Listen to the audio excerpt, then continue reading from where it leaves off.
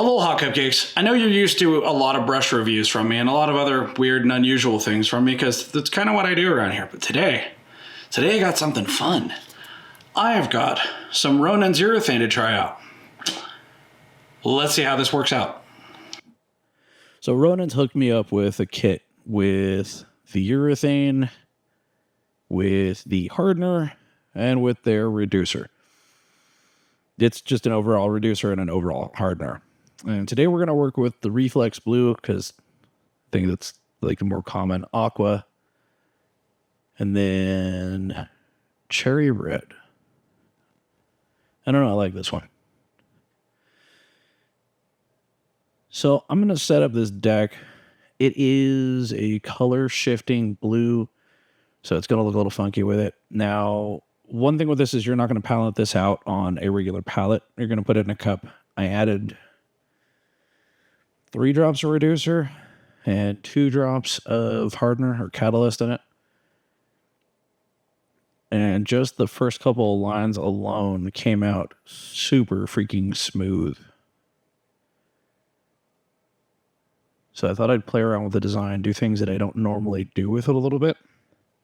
Now I am using a Vondego, what is this, Pro Series, the 000, I think. And I maintain that consistency throughout this. I didn't bother to switch it up with any other brushes. I just kind of went for this. And I will do another one of these videos. I'm going to see how this stuff works for scrolling purposes. And I guess I should probably do one for lettering too, huh? Yeah, that makes sense. We'll do that. Okay, for now, though, the biggest thing for me was when I saw that color sheet, to realize that the urethanes I am working with are exactly the same color as the enamels I'm used to working with. So there's no having to tint things, having to adjust for, and no compensating for. It's just the correct color. Huge fan of that. The other thing that I noticed with this was because I am using just an overall catalyst, it should, in theory, work with pretty much any other catalyst. Now, I did want to work specifically with the stuff that they have branded for it because it is specific to the formula, but ultimately when it comes down to it, eventually if I'm going to use this, it's going to have to go under a clear coat eventually. Just inevitably some job is going to require the clear coat. And I want to be sure that this is going to work with any and all catalysts that I have to do without the, the crumply thing that enamel does. So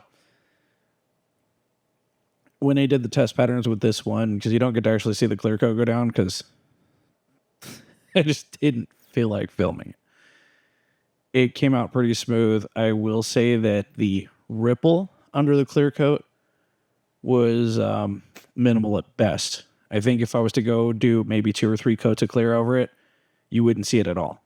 A little bit of buffing, a little bit of polishing, you wouldn't even notice it was there. So big shout out for that one, because a couple of the other urethanes that I worked with over the years they all have a little bit of a ripple underneath the clear. This one's probably the least amount.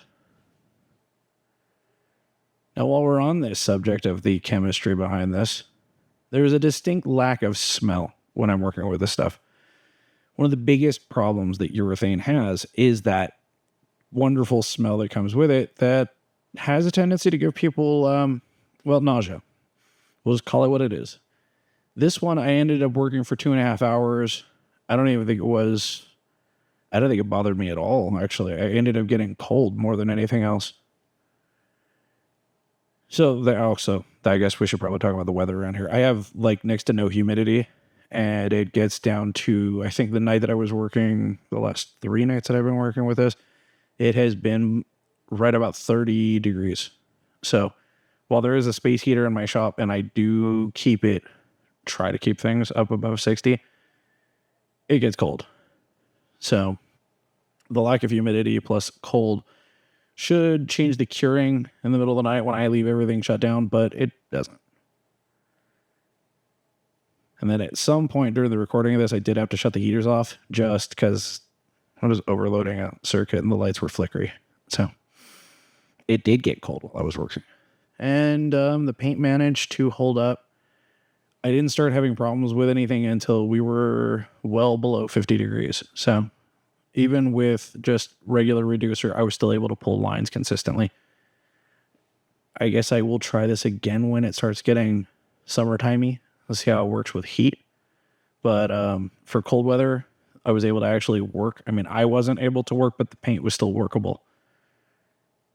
So that was a lot of fun.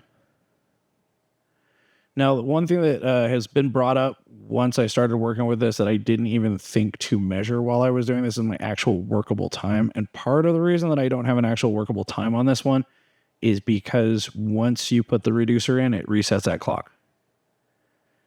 So I didn't just run straight out of the can and do it. I'll probably do that test in a follow-up. Well, I guess since I'm going to do the scrolling and lettering, we'll put that into one of them. Basically what I'll do is I'll just put it on a palette and we'll see how long it actually stays functional on the palette before it dries up completely.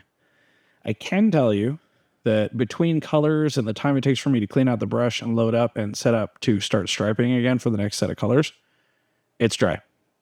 And I don't mean like tack dried where it's a little bit questionable. I mean dry. So that's just one of the benefits of working with urethane. So it's always just been a trade-off. You get that dry time, but it also stinks. Well, now we have cured the whole stink thing. So